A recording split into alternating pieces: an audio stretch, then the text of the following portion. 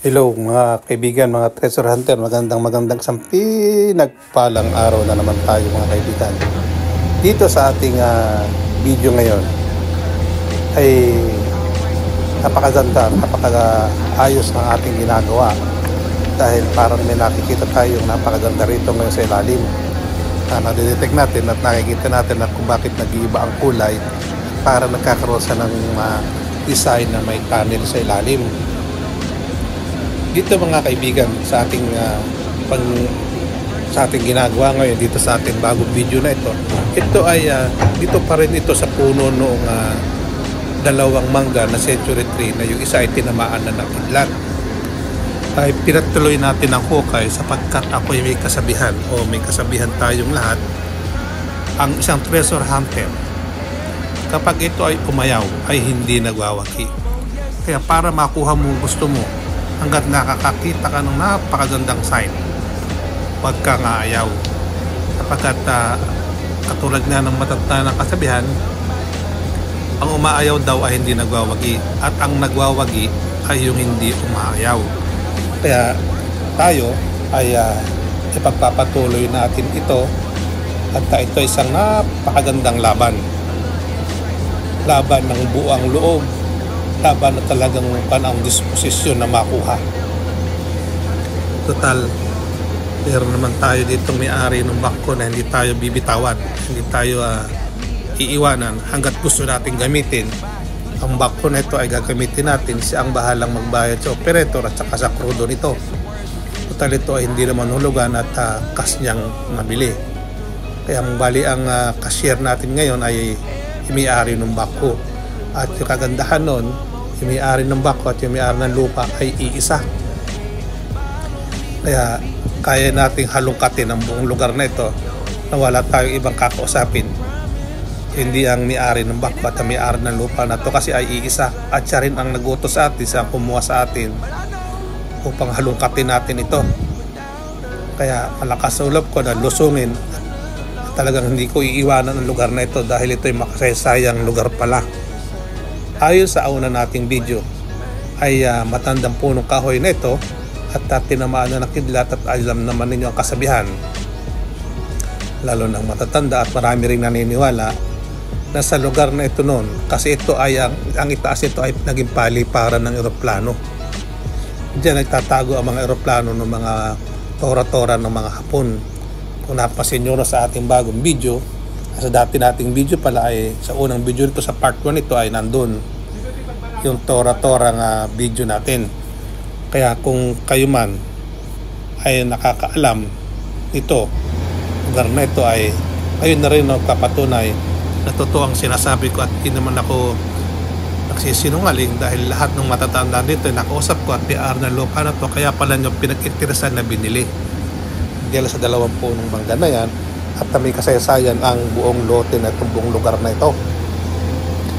Kaya ito ay hindi natin titigilan yan ang paghuhukay, ang paghahanap ng small deposit na nandito sa ilalim ng puno ng mangga na ito.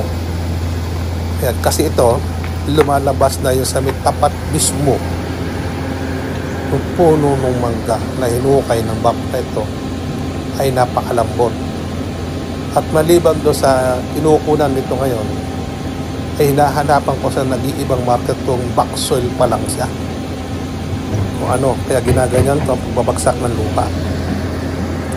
Kasi gusto kong malaman kung back soil siya para matuntun natin kung alin ang naiiba sa mga lupa na nanggagaling na yan. At yung gilid kasi na yan, diyan papunta yung butas.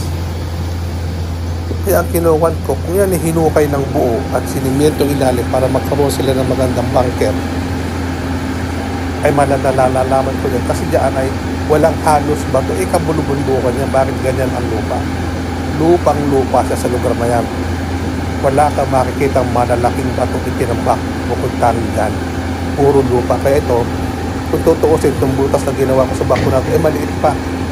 Kaya bala ko dyan ay paluwangan.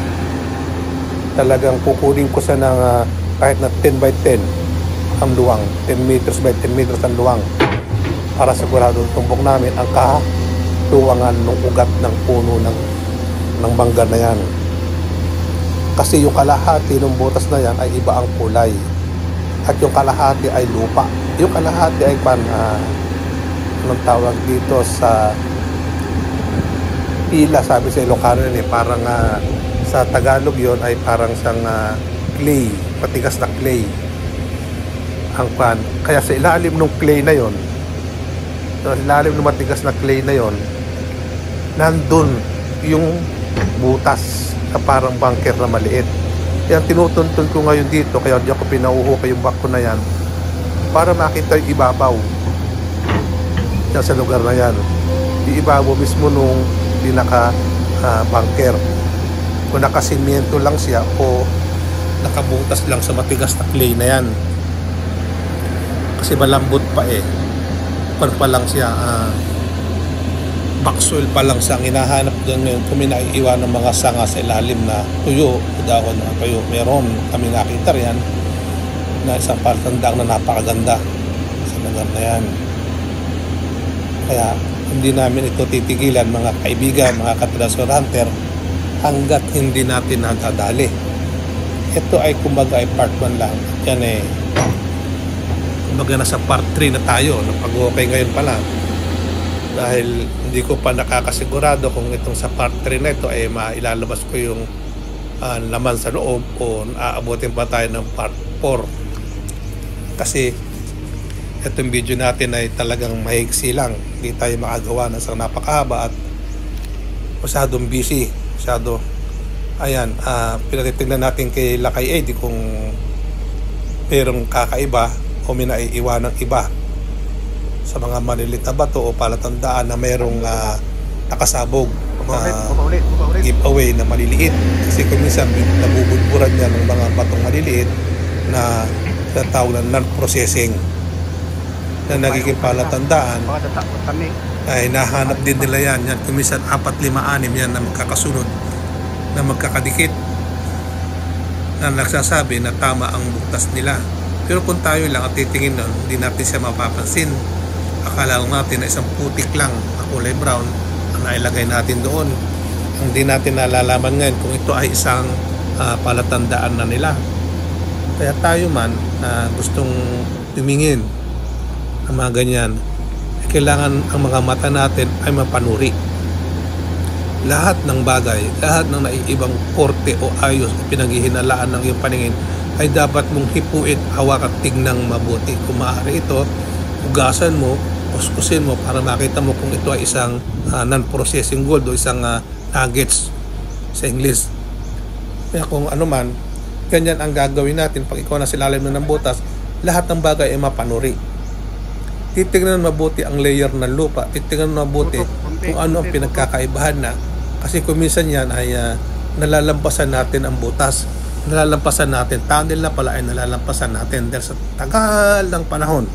Halos yung lupa ay nagkakahawig na, nagkakaroon na ng pagkakamuka na kung hindi mo tititigan mabuti, hindi mo babasahing mabuti, hindi mo malalaman na butas na palang maliit yun, bunker na palang maliit yun na nalampasan mo na. Kaya sa experience ko noon na nangyari sa amin ganyan, kung hindi pa natibag yung mismong bunganga na nakatakip doon sa butas na maliit, ay hindi namin mapapansin talaga na may bunker na pala kaming nalampasan. Meron na pala kami isang partong maliit na nalampasan. Nagpapasalamat na lang kami noon at kusa na siyang natibag. Kumbaga, sa awa ng Panginoon natin, ay kusa nang ibinigay. Yan, kaya pagkaganyan, maging magpanuri pa rin tayo. Kasi meron yung hindi ibibigay, hanapin mo ang sabi.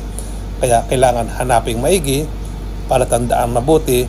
At ayon naman, total experience naman ako sa pagtingin ng mga lupang ganyan, kung naiiba kung ano, ay pilit ko pa rin tinatandaan kahit meron tayo mga gamit, yung mga gadgets tayo na electronics na gadgets, at meron din naman tayong Japanese wad na magtuturo kung talagang meron at po-point talaga kung meron, kung nasaan siya. Kahit na tunnel siya, pag ginamitan mo ng Japanese wad, maituturo at maituturo siya. Yun ang kagandahan natin sa Japanese wad na yan, na napaka-accurate. At yung atin namang mga electronics na gamit yan naman na magtutumbok sa atin kung nasaan ang location niya. At tulad niyan, nakuha natin yung kalooban ng mangga na yan ayon sa part 1 natin. at tayo'y lapit ng pagkatapos ang ating video.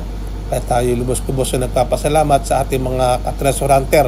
Shoutout sa inyo lahat at sana maging mabait at masipag tayo sa ating ginagawa upang pagpalain tayo ng puong may kapal kasi magbibigay sa atin lakas at sipag. Salamat sa Panginoon natin at sa inyo mga kaibigan, mga ka-treasure hunter ko dyan, yung mga viewers natin. Shoutout sa inyong lahat, lalo sa Pangasinan, sa Zambales, sa Laguna, sa Pangil, Laguna, dyan sa Bicol. Shoutout sa iyo kaibigan kong Richard Luz. Maraming salamat po at sa pamilya dyan Sakman, pamilya sa Pangasinan, Supsupin family. Shoutout po sa inyo, sa inyo dyan sa Season Pangasinan, mga kaibigan natin dyan na nakasama natin dyan sa project natin dyan, mga Gukampo. Maraming salamat sa iyo.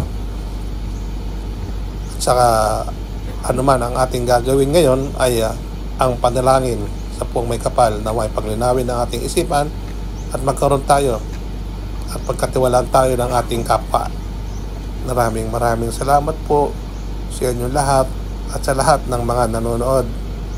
Tiyaga, kaibigan. Kay Eddie, pagtiyagaan mo yan, huwag ka nga ayaw hanggang hindi mo nakukuha. Dahil ikaw na rin na may sabi, ang umaayaw ay hindi nagwawagi. Kaya agad di mo nakukuha. Kaibigan, tuloy lang ang laban. Kayang-kaya mo yan. Maraming bilib sa iyo at maraming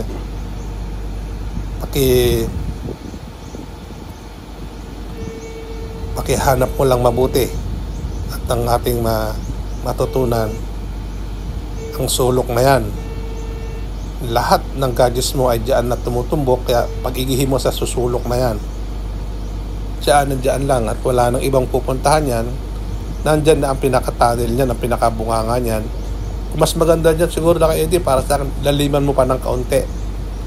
Baka yan ibabaw pa lang ng butas na hinahanap mo, mapapagod ka dyan. Kaya pasabihin mo sa operator, maahon ka na dyan at laliman mo na. At tayo pa makuhan po natin ito sa susunod po na video natin. Part 3 po ito at sundan po natin sa part 4 kung mailalabas na po natin. Kahit bunga nga lang po ng butas ang mailabas natin ay maganda na. At pag yun lumabas yung bunga nga ng tunnel, sigurado may laman ang loob ng tunnel dahil hindi naman po nila gagawin yung butas na yan, hindi nila gagawin ang tunnel na yan na walang iiwanan sa loob. Kaya butas lang po hinahanap natin. Bakit na lang po natin butas? Kakasigurado na po tayo na may laman sa loob. At yun po ay ipakikita ko po sa inyo kung ano ang laman. At po kayo magalala at hindi ko na po isi-secret. Ipakikita ko na po sa inyo para yung mga naghahanap na totoong nakakakuha tayo ay ipakikita ko na po kahit saglit para po masihan tayo at tuluyan tayong lumigaya. Sama-sama po tayong lahat mga kaibigan. At ano pa man ang ating gagawin at ano pa man ang ating gusto sa buhay ay pabibili na po natin. Tulong-tulang po lang tayo. At saka sa mga taong gustong humingi ng tulong at tutulungan ko po kayo lahat. Huwag po kayo mag-alala. Isa-isa lang po. Sa isang project po kasi hindi ko po itiniiwanan hanggang hindi ako nakakakuha. Ugali ko na po yung ganon. Maraming salamat po. Pagpalain nawa po tayong lahat ng ating puong may kapal. Salamat po.